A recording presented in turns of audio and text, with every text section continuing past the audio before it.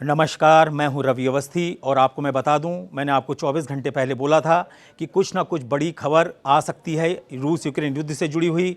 और इसके जो ट्रैप में बुरी तरीके से फंस रहा है वो यूक्रेन तो फंस चुका है, अब उसमें ट्रंप, उसमें नाटो चीफ मार्क रूटे, फ्रांस के राष्ट्रपति एम्यूल मैक्रो और ब्रिटेन के पीएम कीर स्टॉमर ये बुरी तरीके से फंसते नज़र आ रहे हैं, क्योंकि इन्होंने जो एक अपना गुट बनाया था उसको एक एक करके ना ध्वस्त करते चले जा रहे हैं पुतिन। आप देखिए, हमने यहाँ लाइन में क्या लिखा है कि 66 परमाणु पनडुब्बियों से पुतिन ने पलटा युद्ध और एलन मस्क ने बंद किया यूक्रेन का सैटेलाइट। ये जो दो लाइनों की खबर है, इसमें दो खबरों के साथ पूरे युद्ध का विश्लेषण है। और उसका सबसे इंपॉर्टेंट पार्ट ये है कि जो एलन मस्क हैं, उनके स्टारलिंक सैटेलाइट, जिसके बारे में दावा किया जाता था कि वो कभी भी उसकी जो सप्लाई है या उसकी जो सर्विसेज हैं वो इतनी आसानी से ख़राब नहीं होती हैं, उनको छेड़छाड़ नहीं की जा सकती है, लेकिन एलन मस्क के जो सैटेलाइट हैं वो 140 देशों के अंदर बुरी तरीके से प्रभावित हुए हैं। और ऐसा बोला जा रहा है कि 140 लोगों का तो बहाना बनाया गया है। एक्चुअली में जो मस्क हैं उन्होंने ट्रंप से एक अपना कहते हैं ना खूंखार बदला लिया है और उन्होंने अपनी सैटेलाइट्स की जो सर्विसेज हैं उनको जानबूझकर यूक्रेन के अंदर बंद कर दिया है, ताकि जो यूक्रेन के ड्रोन हैं या मिसाइल हैं जो नेविगेशन के थ्रू जाते हैं, जो सैटेलाइट के सिग्नल्स के थ्रू रशिया के अंदर अटैक कर रहे थे, वो अब सही से अटैक नहीं कर पा रहे हैं। नंबर एक बात। नंबर दो बात कि पुतिन ने एक नई परमाणु पनडुब्बी उतारी है और हैरानी की बात यह है कि ये जो परमाणु पनडुब्बी है वो बेहद खतरनाक बताई जा रही है। ये परमाणु पनडुब्बी के बारे में यहाँ तक दावा किया जा रहा है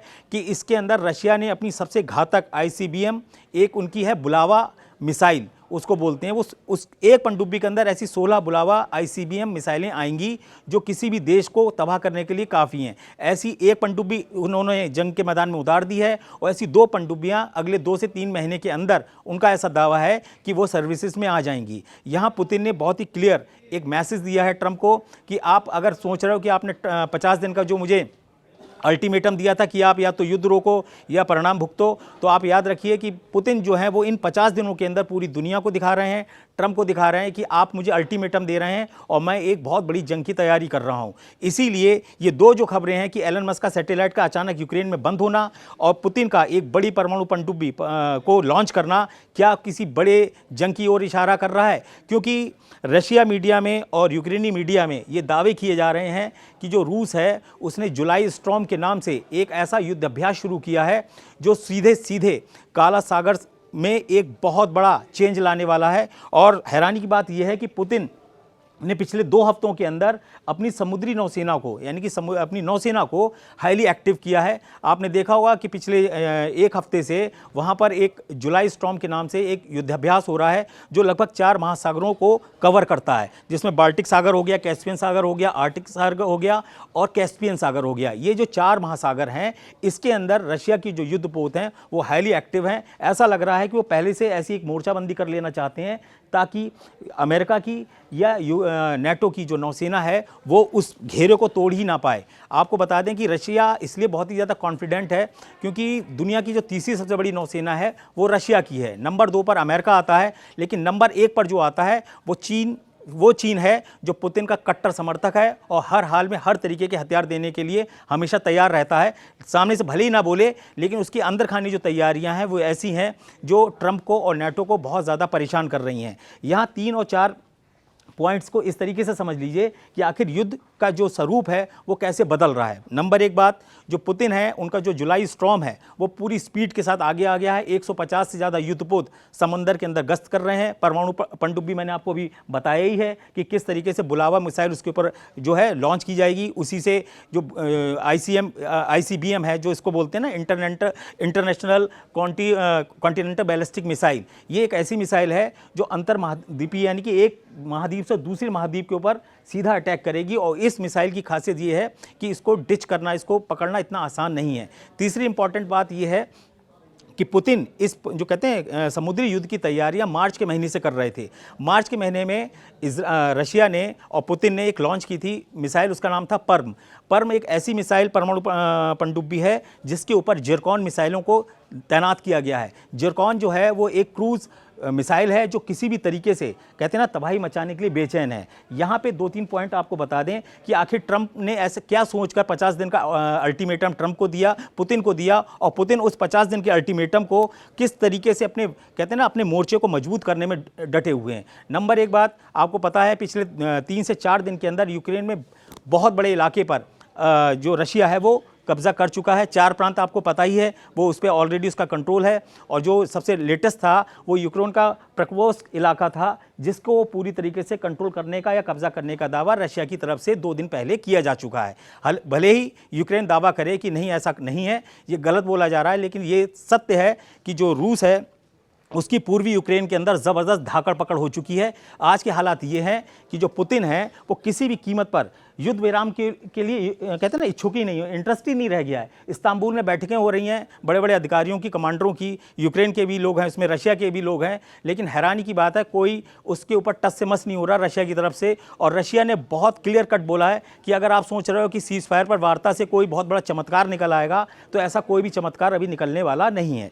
नंबर 1 पॉइंट। दूसरा बड़ा इंपॉर्टेंट है कि पुतिन ने अपने जो उनके सपोर्टर्स हैं ना उनको बहुत एक्टिव किया है, जिसमें है चीन, ईरान और उत्तर कोरिया। उत्तर कोरिया में अभी आपने देखा होगा कि वहाँ के supreme leader Kim Jong Un से रूस के विदेश मंत्री सरगई लावरोव की एक बहुत ज़बरदस्त मीटिंग हुई, और उस मीटिंग का जो फुटेज बनाया गया वो ऐसे बनाया गया जैसे कोई हम जेम्स बॉन्ड की फिल्म देख रहे हों। एक हवाई जहाज़ से दिखाया जा रहा है कि एक झील है, एक बहुत बड़ी झील है जिसके अंदर एक बहुत ही हाई क्लास स्पीड बोट या कहना चाहिए एडवांस बोट जो है उसके अंदर किम बैठे हुए हैं, और सरगई लावरोव जो हैं वो एक काली गाड़ियों के काफिले के साथ आते हैं और फिर बहुत अच्छे तरीके से हाथ मिलाते हैं। एक एक फ्रेम को ऐसे बनाया गया जैसे कि कोई बहुत बड़ी चीज़, बहुत बड़ी खतरनाक मीटिंग हो रही है। और उस मीटिंग में दिखाया गया है कि लावरोव और जो किम जोंग उन है वो उसी स्पीड बोट के अंदर या कहना चाहिए एडवांस बोट के अंदर एक मीटिंग कर रहे हैं। उस मीटिंग के बाद वो हाथ हिलाते हैं, उसके बाद वो चले जाते हैं। फिर दूसरे फ्रेम में दिखाया जाता है कि वो नाव जो है वो पूरी रफ्तार के साथ किम जोंग उन को लेकर दूसरी तरफ निकल जाती है, और सरगई लावरोव जो रूस के विदेश मंत्री हैं वो उसी काफिले के साथ, काले रंग की जो गाड़ियों का काफिला था उसी के साथ वापस दूसरी जगह पहुंच जाते हैं। ये जो फुटेज था इसको बहुत अच्छी तरीके से इंटरनेशनल मीडिया में एनालाइज किया गया कि आखिर इसका मतलब क्या था। उसका मतलब बहुत क्लियर था।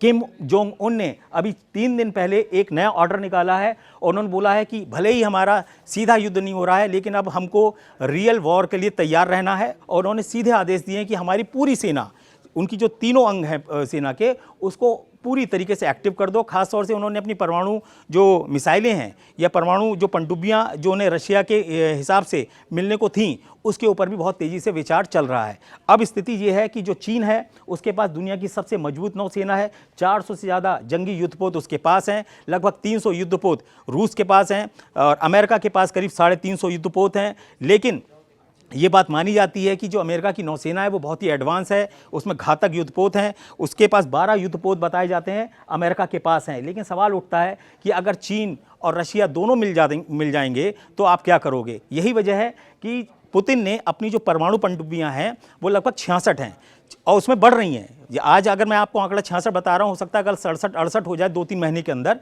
ये बढ़ता रहेगा, घटेगा नहीं।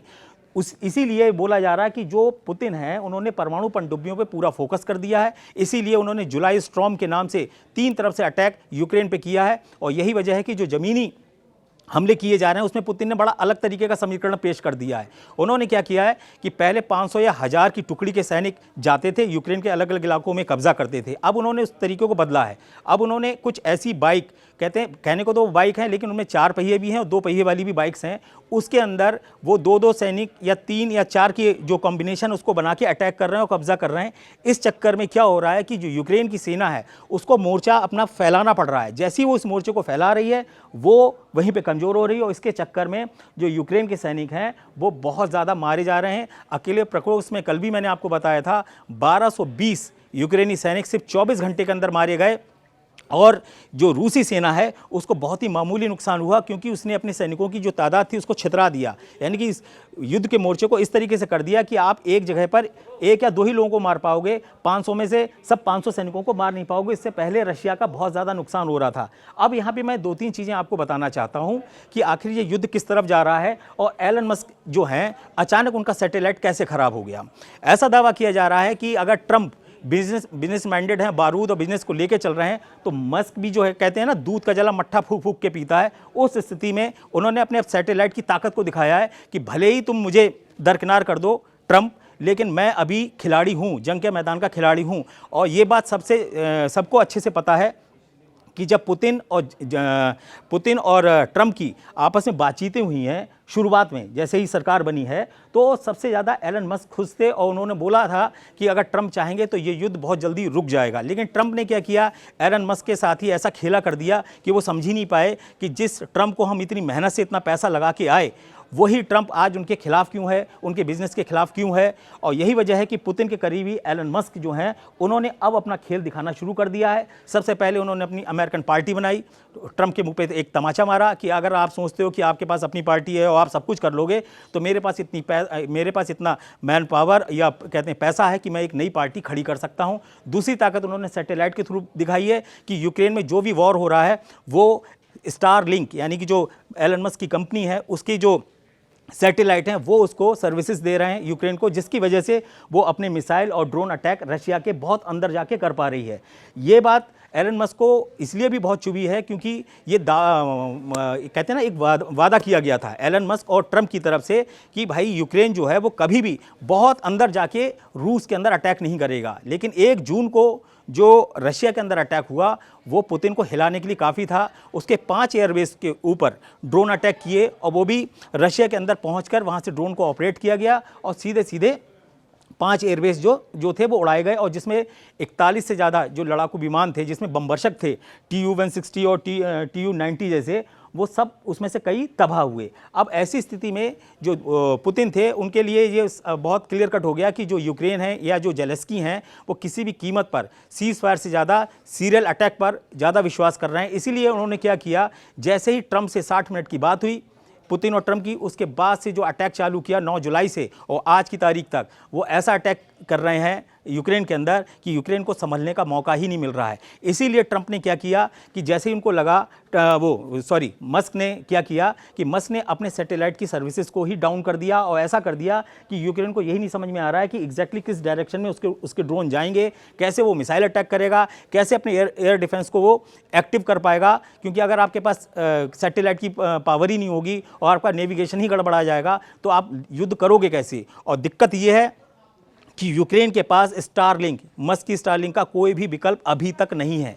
यूरोप जब तक इसको कवरेज करेगा, जब तक इसकी रिपेयर करेगा, या एलन मस्क के कहते हैं ना कि उसके खिलाफ कोई एक नया उसको एयर डिफेंस या सैटेलाइट की सर्विसेज देगा, तब तक खेल पूरा पलट चुका होगा। और यही वजह है कि एलन मस्क से इस समय सबसे ज़्यादा जो नाराज़ हैं वो राष्ट्रपति ट्रंप बताए जा रहे हैं। यहाँ तक कि मार्क रूटे जो नेटो के चीफ हैं वो बोल रहे हैं कि ऐसी विकट परिस्थिति में जब युद्ध इतना भयंकर हो रहा है और जब रशिया के जो कहते हैं ना जुलाई स्टॉर्म कहते हैं, जुलाई का जो तूफानी हमले हो रहे हैं, ऐसे वक्त में अगर यूक्रेन के सैटेलाइट जो है वो ख़राब होंगे और रशिया उस पर अटैक करेगा तो ये सरासर कहीं ना कहीं एलन मस्क की कोई चाल है, ऐसा उन पे शक किया जा रहा है। हालांकि आपको बता दें जो स्टारलिंक है उसकी सर्विसेज 140 देशों के अंदर बाधित हुई हैं और बहुत ही गंभीर समस्या बताई जा रही है जिसको रिजॉल्व करना थोड़ा कठिन हो रहा है।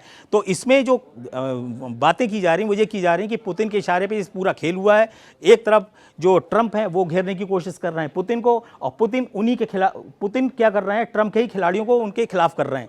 तो उनके लिए सबसे बड़ा जो जैकपॉट लगा है पुतिन के लिए वो लगे हैं एलन मस्क। वो पूरी तरीके से फूके बैठे हुए हैं। वो ट्रंप को कहते हैं ट्रंप को अगर नापसंद करने वाला अमेरिका में कोई सबसे बड़ा चेहरा होगा तो वो एलन मस्क होंगे। एलन मस्क उस कहते हैं ना एक टैक्स बिल आया था बिग ब्यूटीफुल टैक्स करके, जो ट्रंप ने उनके ऊपर एक कहते हैं ना हथौड़ा मारा था मस्क के इरादों पर और उनके जो मिशन पर। उसके बाद से जो एलन मस्क हैं वो पूरी तरीके से आर पार के मूड में आ गए हैं। यानी कि स्थिति ये हो गई है कि जंग का जो मैदान है वो बुरी तरीके से फैलता चला जा रहा है। सिर्फ चेहरा हमारे और आपके सामने यूक्रेन युद्ध है, लेकिन युद्ध कई मोर्चों पे हो रहा है। इसीलिए आपको एक मैं डेटा बताता हूं जो बड़ा चौंकाने वाला है कि आखिर परमाणु युद्ध की इतनी ज़्यादा हाय तौबा क्यों मची है। क्यों फ्रांस बोल रहा है कि हम पूरे यूरोप को एक परमाणु छतरी देंगे, क्यों ब्रिटेन बोल रहा है कि हमारी जो वैनगार्ड मिसाइल है, परमाणु मिसाइल जो परमाणु पनडुब्बी है, वो अगर चाहे तो रशिया के समुंदर में घुसकर उसके कम से कम 40 शहरों को तबाह कर सकती है। ऐसा ब्रिटेन के रक्षा मंत्रालय का दावा है कि अगर हमें ज़रूरत पड़ी तो याद रखिएगा कि जो हमारी पनडुब्बी है, परमाणु पनडुब्बी है वैनगार्ड ब्रिटेन की, वो कम से कम 40 रशिया के शहरों को भस्म कर सकती है अपनी मिसाइलों से। लेकिन वहीं क्या बोलते हैं, वहीं पुतिन बोलते हैं कि अगर इस तरीके का ब्रिटेन कोई भी कदम उठाने की सोच रहा है या ऐसा कोई सपना पाले बैठा है, तो वो ये जान ले कि रशिया अकेले अपने दम पर 200 सेकंड के अंदर पूरा यूरोप को तबाह कर सकता है। ऐसा सर्गेई लावरोव बोल चुके हैं बहुत पहले ही, कम से कम 3 या 4 महीने पहले ही। यही वजह है कि मार्च के महीने में 2 ऐसी तारीखें हैं जिस दौरान पनडुब्बियां आमने सामने आई, ब्रिटेन की और रूस की। वो कैसे आई? 20 मार्च 2025 को वैनगार्ड परमाणु पनडुब्बी को ब्रिटेन ने लॉन्च किया और उसके ठीक 7 दिन बाद पुतिन ने 27 मार्च 2025 को अपनी परमाणु पनडुब्बी को लॉन्च किया, जिसको बताया जाता है वो इतनी घातक मिसाइल है। उसके अंदर कम से कम 5 या 6 तरीके की घातक मिसाइलें जो हैं वो हमेशा तैयार रहती हैं अटैक करने के लिए, जिसमें जिरकॉन जो है उनकी क्रूज़ मिसाइल वो सबसे ज़्यादा लोगों के सामने लाई गई है, जिसकी स्पीड ही 9 मैक से ज़्यादा की है। आप अंदाज़ा लगाइए कि परमाणु पनडुब्बी अगर गोता लगाने के बाद जब वो जाएगी समुद्र में अंदर और किसी भी देश के बहुत पास आके अगर उस अटैक करेगी, अगर 9 मैक की स्पीड से वो जब जाएगी तो उसे रोकने के लिए एयर डिफेंस तो उतनी जल्दी रिएक्ट ही नहीं कर पाएगा जो उसकी स्पीड होगी। तीसरी इंपॉर्टेंट बात ये है कि ब्रिटेन ने एक दावा किया था कि उनकी जो वैनगार्ड परमाणु पनडुब्बी है वो अगर चाहे तो वो 200 दिन तक समंदर की तलहटी में रहकर अंदर ही अंदर अपना ऑपरेशन को अंजाम दे सकती है। यानी कि ब्रिटेन ये कहीं ना कहीं रशिया को समझा रहा है कि भले ही तुम्हारे पास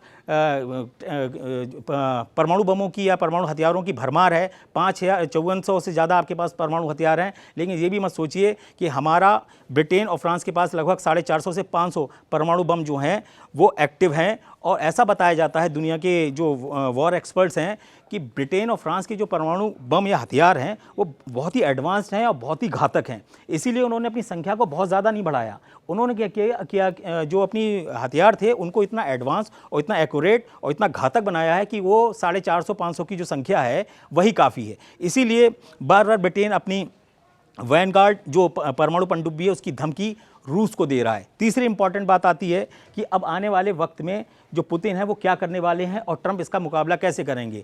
ऐसा कहा जा रहा है कि ट्रंप अभी भी 50 दिन के अल्टीमेटम की किताब लिए बैठे हुए हैं। वो उसमें एक एक दिन टिक लगाते जा रहे हैं कि आज 10 दिन हो गए, आज 15 दिन हो गए, आज 30 दिन हो गए। लेकिन इधर जो टिक लगा रहे हैं पुतिन भाई, वो ऐसा लगा रहे हैं कि वो रशिया के पूर्वी यूक्रेन को कितना कब्जा करना है, पश्चिमी यूक्रेन में कहाँ घुसना है, मध्य यूक्रेन में कहाँ अटैक करना है, इसका खाका देते चले जा रहे हैं। वो चिट इधर से फाड़ रहे हैं, ये अलग कर रहे हैं। अब ऐसी स्थिति में नेटो क्या करे? नेटो अब कुछ ऐसी स्थिति में आ गया है कि वो अमेरिका के बिना कुछ कर नहीं पा रहा है। सारे समझौते 24 और 25 जून को हेग में जो नेटो की समिट हुई थी उसमें यह हुआ था कि भाई 5% का जो रक्षा बजट है उसको बढ़ाया जाएगा और उससे हम रशिया से लड़ेंगे। लेकिन ये जो प्रैक्टिसेस हैं इनमें वक्त लगेगा, 4-5 साल, 2 साल, 3 साल का भी वक्त लग सकता है। इतने वक्त में तो पुतिन पता नहीं यूक्रेन का क्या हाल करेंगे।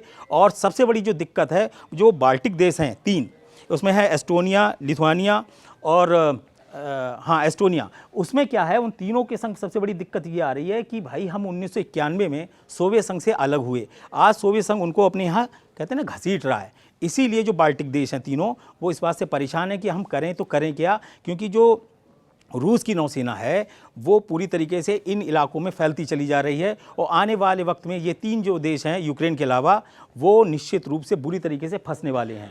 इसीलिए हमने जो अभी पुतिन ने अपनी परमाणु पनडुब्बी का जो उद्घाटन किया और जिस पर झंडा फहराया, उसका मकसद ये था कि हम युद्ध के लिए समुद्र में उतर चुके हैं, हवा में हम पहले से मौजूद हैं, ज़मीन पे हमारी जो करिश्मा है वो पूरा यूक्रेन, पूरा वर्ल्ड देख रहा है। ऐसी स्थिति में अब तीसरी इंपॉर्टेंट चीज़ आती है कि आखिर अब ये लोग करेंगे क्या। सबसे इंपॉर्टेंट बात ये है कि रूस ने जो अपनी ओर्शेनिक मिसाइल लॉन्च की थी और उन्होंने क्या किया था, जो नीप्रो शहर था यूक्रेन का, उसके ऊपर एक अटैक किया था ओर्शेनिक मिसाइल से, जिसके बारे में यूक्रेनी सेना का दावा है कि उसकी स्पीड करीब 11 मैक है। उसके बारे में बताया जा रहा है कि रशिया ने क्या किया है कि दुनिया के तमाम तीखे सवालों से और तमाम आलोचनाओं से बचने के लिए एक ऐसी ओर्शेनिक मिसाइल को लॉन्च किया है जो धमाका परमाणु बम जैसा कर रही है, लेकिन वो परमाणु बम की श्रेणी में नहीं आती है, क्योंकि उसकी स्पीड ही अपने आप में एक परमाणु धमाका करने के लिए काफ़ी है। अब इंपॉर्टेंट ये चीज़ आ रही है कि जो 66 परमाणु पनडुब्बियाँ हैं, क्या उनको एक साथ लॉन्च किया जाता है या कैसे किया जाता है। ऐसा रशियन टीवी और रशियन मीडिया का दावा है कि ऑलरेडी 20 से 25 परमाणु पनडुब्बियाँ जो हैं वो अपने मिशन पर निकल चुकी हैं। वो सब की सब, कुछ जो पनडुब्बियाँ हैं उसके अंदर वो परमाणु हथियारों से लैस हैं, परमाणु मिसाइलों से लैस हैं। और सब लोग जानते हैं कि पुतिन जो हैं वो उनका जो कहते हैं ना फैसला वो बदलने वाला है नहीं। बदलने वाला इसलिए नहीं है क्योंकि पुतिन के पास अब कोई ऑप्शन बचा ही नहीं है। उनको इस तरीके से घेर लिया गया है कि या तो वो जीतेंगे और या फिर नेटो और अमेरिका सब मिलकर रशिया को हमेशा के लिए दबा देंगे। यानी कि पुतिन ही रूस का एक आखिरी चेहरा या आखिरी उम्मीद है जो या तो रूस को वार देगा या रूस को कहते हैं बिल्कुल पूरी तरीके से तबाह कर देगा। हो सकता है कि रशिया जो है वो 1991 से भी बुरी स्थिति में आ जाए, उसको और भी तोड़ दिया जाए। लेकिन ऐसा भी हो सकता है कि अगर पुतिन अपने मिशन में सफल हो गए और ईरान और चीन ने उसका अच्छे से साथ दे दिया युद्ध के मैदान के अंदर, तो याद रखिए 1991 में जितने भी देश रशिया से अलग हुए थे उसमें से कम आधे देश ऐसे होंगे जिनको पुतिन जो है वो अगले 2-4 साल के अंदर अपने ग्रैप में ले लेंगे या उस पर अपना कंट्रोल हर हालत में कर लेंगे। यही जो डर है वो फ्रांस और ब्रिटेन और जर्मनी सबको दिखा रहे हैं कि अगर अब भी हमने हमला नहीं किया रशिया के ऊपर मिलकर तो फिर याद रखिए रशिया हमको बचने का मौका नहीं देगा। लेकिन दिक्कत यह है कि ट्रंप बोल रहे हैं कि हम रशिया के ऊपर सीधा हमला नहीं करेंगे चाहे कुछ हो जाए। अब ट्रंप की ऐसी क्या मजबूरी है ये समझ से परे है। दावा यह किया जा रहा है कि ट्रंप नहीं चाहते कि उनके कार्यकाल में अमेरिका एक ऐसी तबाही का कहते हैं ना कारण बन जाए जो अमेरिका के लिए हमेशा एक बदनुमा दाग भी लग जाए और अमेरिका को कहते हैं ना सुपर पावर का जो तमगा है वो छीन ले। क्योंकि अभी तक क्या है, ट्रंप की एक तरीके से मुट्ठी बंद है। लोगों को पता नहीं है कि अमेरिका किस ताकत से लड़ रहा है, कैसे लड़ रहा है और कहाँ तक लड़ेगा और वो कितने बड़े बड़े डिसीजन ले सकता है। अगर उन्होंने रशिया के साथ सीधा युद्ध किया अमेरिका ने, तो आप ये मान के चलिए कि सीधे सीधे अमेरिका जो है वो हमले की जद में आ जाएगा रशिया के। और रशिया जरा भी कहते हैं ना संकोच नहीं करेगा कि वो वॉशिंगटन और कहते हैं न्यूयॉर्क तक अपनी मिसाइलों को दाग दे। अगर ऐसी कंडीशन होगी तो ये अमेरिकी इतिहास का एक काला दिन बताया जाएगा और ये अमेरिकी कहते हैं ना फ्यूचर का एक बहुत बड़ा ड्रॉबैक हो जाएगा अगर रशिया उस पर अटैक कर देता है। और ऐसी स्थिति में क्या होगा, जो सुपर पावर का तमगा अभी अमेरिका अपने ऊपर ओढ़े हुए है वो भी छिन्न भिन्न हो जाएगा। और पुतिन इस चीज़ में पूरी ताकत के साथ लगे हुए हैं। पुतिन ने क्या बोला है? पुतिन ने बोला है कि याद रखिए इस पृथ्वी को आप देखिए कितनी खूबसूरत पृथ्वी है, और अगर इस पृथ्वी पे से अगर आप सोचो कि रूस हट जाए तो ये पृथ्वी कैसे लगेगी। यानी कि उनका कहने का मतलब ये था कि अगर इस पृथ्वी की कोई शोभा है, कोई स्टार है तो वो रूस है, अगर रूस है तो पृथ्वी है, अगर रूस नहीं है तो फिर इस पृथ्वी पे कोई नहीं है। इसीलिए डेड हैंड जो रशिया का है वो इसलिए बहुत ज़्यादा कहते हैं ना खौफ पैदा करता है नेटो को, अमेरिका को, यूरोपियन कंट्रीज़ को। अब ऐसी कंडीशन में जो अभी के आज के हालात हैं वो ये हैं कि जो रशिया है वो 1,61,000 वर्ग किलोमीटर से बड़ा इलाका यूक्रेन का कब्जा कर चुका है। ये आंकड़े आपको मैं 1 महीने पहले के बता रहा हूँ। अभी के जो लेटेस्ट हैं उसमें एक चीज़ और जुड़ के आई है, वो है कि 536 वर्ग किलोमीटर का इलाका जो है वो जून के महीने में, यानी कि 30 जो जून के 30 दिन थे उसके अंदर ही कब्जा कर लिया था। तो उसको भी हम उसके अंदर ऐड कर सकते हैं। लेकिन ये जो आंकड़े हैं ये मैप के आंकड़े हैं और ये ज़मीनी आंकड़े हैं। लेकिन हकीकत में जो वॉर एक्सपर्ट हैं उनका कहना है कि हकीकत में यूक्रेन का जो 50% इलाका है उसके ऊपर रशिया की जो फोर्सेज हैं उनका बहुत अच्छी पकड़ हो गई है। और वहाँ पर जो रूसी भाषा बोलने वाले कई जो इलाके हैं पूर्वी यूक्रेन में, वहाँ पर तो एक तरीके से पुतिन के समर्थन में वहाँ की आम जनता आ चुकी है। और इसका असर आप देख रहे हैं कि 2-3 जो घटनाक्रम हो रहे हैं वो बड़े हैरान करने वाले हैं। पहला ये है कि पुतिन के करीबी माने जाने वाले एलन मस्क का सैटेलाइट अचानक खराब हो रहा है, यूक्रेन के अंदर तबाही का एक कहते हैं ना एक नया दौर शुरू हो रहा है। दूसरा इंपॉर्टेंट ये है कि जेलेंस्की के खिलाफ यूक्रेन के ही लोग सड़क पर भ्रष्टाचार के खिलाफ नारेबाजी करते हुए उनका विरोध कर रहे हैं, क्योंकि उन्होंने 2 ऐसी कहते हैं ना एजेंसीज़ को बैन कर दिया के पावर्स को बैन कर रहे हैं या कम कर रहे हैं जो भ्रष्टाचार के खिलाफ काम कर रही थी। आपको बता दें कि जब से युद्ध शुरू हुआ है और आज तक यूक्रेन के अंदर कम से कम 20 से 25 बड़े सैन्य घोटाले हुए हैं, जिसमें वहाँ के रक्षा मंत्री तक नप चुके हैं, वहाँ के रक्षा सचिव तक नप चुके हैं, उनको हटाया जा चुका है। वहाँ के जो कहते हैं ना चीफ ऑफ स्टाफ उनको भी 3 बार बदला जा चुका है। अभी जो अलेक्जेंडर सिरेस्की हैं उनके बारे में जरूर ये दावा किया जाता है कि वो चट्टान की तरह जेलेंस्की के साथ खड़े हैं। लेकिन हकीकत ये है कि यूक्रेन जो है वो एक सैन्य घोटाले का एक बहुत बड़ा अड्डा साबित हुआ है। और यही वजह है कि अमेरिका से हथियार चल रहे हैं वो यूक्रेन तक पहुंच नहीं रहे हैं, उनका शिपमेंट रास्ते से गायब हो रहा है। कई ऐसी रिपोर्ट्स आई हैं यूक्रेनी मीडिया में छाई गई हैं और बताया गया है कि अमेरिका से कुछ हथियार चले और रास्ते में वो गायब हो गया। वो कहाँ गायब हुआ किसी को नहीं पता। तीसरी इंपॉर्टेंट बात, यूक्रेन की जो मीडिया है उसमें जो सरकारी मीडिया है उसने एक प्रोपेगेंडा फैलाया और ये बताया कि वो शुरू से ही युद्ध जीतता चला आ रहा है। आप यकीन नहीं मानेंगे कि यूक्रेन के जो द कीव इंडिपेंडेंट है वहाँ का जो अखबार है वहाँ का जो पोर्टल है वो एक बड़ा दावा करता है कि हमने अब तक 10.5 लाख से 11 लाख के बीच रूसी सैनिकों को मार दिया है या घायल कर दिया है। क्या इन आंकड़ों पे कोई विश्वास कर सकता है? लेकिन वहाँ आप पर डे अगर आप उसके आंकड़ों को देख के देखेंगे, नेट पे जाके आप देखिए, तो वो यही दिखाएगा कि 10.5 से 11 लाख से ज़्यादा ये रूसी सैनिक मार चुके हैं। उनके हिसाब से वो 38,000 से ज़्यादा बख्तरबंद और जो रॉकेट ब्रिगेड की जो तोपें होती हैं या जो बख्तरबंद वाहन होते हैं उनको तबाह कर चुके हैं। 38,000 जब संख्याएँ देखिए, और उनका दावा है कि वो अब तक 400 से ज़्यादा 450 से ज़्यादा रूसी जो एयरक्राफ्ट हैं, लड़ाकू एयरक्राफ्ट और हेलीकॉप्टर हैं, उनको उड़ा चुके हैं। ये ऐसे आंकड़े बताते हैं जैसे ऐसे लग रहा है कि वहाँ पे वो खिलौने की तरह रखे थे और यूक्रेन के सैनिक गए वहाँ बम मार मार के उसको उड़ा दिया। ये ऐसी खोखले जो दावे कर रहे हैं वो जेलेस्की के जोकर पने को एक कहते हैं और बढ़ावा दे रहे हैं। और वो उसी कल्पना में रहते हैं कि देखिए हमने बड़ी बहादुरी से यूक्रेनी सेना लड़ रही है और देखिए हमने क्या किया है। लेकिन हकीकत क्या है कि यूक्रेन के अंदर कई ऐसे वीडियो वायरल हुए हैं जहां 15, 16 और 14 साल के लड़कों को ज़बरदस्ती पकड़ के सैनिक बनाने की कोशिशें हुई। यहाँ तक कि 60 साल की जो बुजुर्ग हैं उनको भी सेना में ज़बरदस्ती अलग तरीके से भर्ती करने की कोशिश की गई। कई मामले तो ऐसे भी आए हैं जहां भर्ती करने वाले अफसरों ने क्या किया, लोगों से घूस ली और उनसे कहा कि अगर आप सेना में भर्ती नहीं होगे तो आपको ये ज़रूरी है कि आप हमको पैसा दो। तो उन्होंने अपनी देश कहते हैं ना, सैनिकों ने भर्ती ना होने के लिए पैसे दिए। आप अंदाज़ा लगाओ, जिस देश की जनता कहते हैं ना जंग के मोर्चे पर लड़ने को ना तैयार हो और वो अपने कहते हैं सैनिक बनने से मना कर दे और उसके बदले में अपने घूसखोर अफसरों को पैसा दे कि मुझे भाई सैनिक मत बनाओ, मैं मरने नहीं जाऊंगा रशिया के हिसाब से। तो आप अंदाज़ा लगाओ कि यूक्रेन कितनी बुरी तरीके से अंदर से चरमरा चुका है। जबकि पुतिन ने क्या किया है, इस बीच में 1.5 से 2 लाख नई सेना जो है वो तैयार कर रखी है, जो आगे के इन्वेजन के में काम आएगी, खासतौर से जब नेटो देश या कहते हैं या यू के जो देश हैं उससे जब उसका मुकाबला होगा। तो यहाँ पे अगर देखा जाए तो पुतिन की जो पूरी का जो प्लान है उसके अंदर सारे हथियार हैं। नंबर सबसे इंपॉर्टेंट हो गया कि परमाणु पनडुब्बियाँ तैयार हैं, परमाणु मिसाइलें तैयार हैं, उनके बमवर्षक जो परमाणु बम गिरा सकते हैं वो तैयार हैं। कुल मिला के स्थिति ये है कि रशिया जो है वो युद्ध स्तर पे हर चीज़ का प्रोडक्शन कर रही है, चाहे वो सैनिकों की भर्ती हो, चाहे हथियारों को बनाना हो। यही वजह है कि उसने ईरान के शाही ड्रोन, जिससे उसने सबसे ज़्यादा अब तक अटैक किए हैं, ड्रोन अटैक किए हैं, जिसके बारे में जेलेस्की खुद बता चुके हैं कि 28,743 जो शाही ड्रोन हैं उससे रूस हमारे ऊपर अटैक कर चुका है। ये खुद जेलेस्की बोल चुके हैं। तो आप अंदाज़ा लगाओ, अगर जेलेस्की बता रहे हैं कि 28,743 ड्रोन से रशिया हमारे ऊपर अटैक कर चुका है, तो आप अंदाज़ा लगाइए कि रशिया ने किस स्तर पर उसको अच्छे तरीके से मारा है यूक्रेन को। अब यही स्थिति है कि जो विस्फोटक मामला है वो इस स्तर पे पहुंच गया कि पुतिन जो हैं वो विन विन सिचुएशन में आ गए हैं। विन विन सिचुएशन में इसलिए आ गए हैं कि उनको चीन का भी अच्छे से साथ मिल रहा है।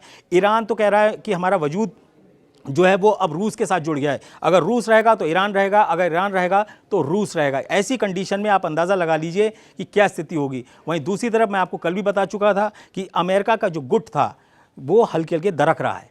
इसीलिए जो ट्रंप हैं वो क्या कर रहे हैं, तरह तरह से धमका रहे हैं। उसमें भारत को भी उन्होंने घसीटा है।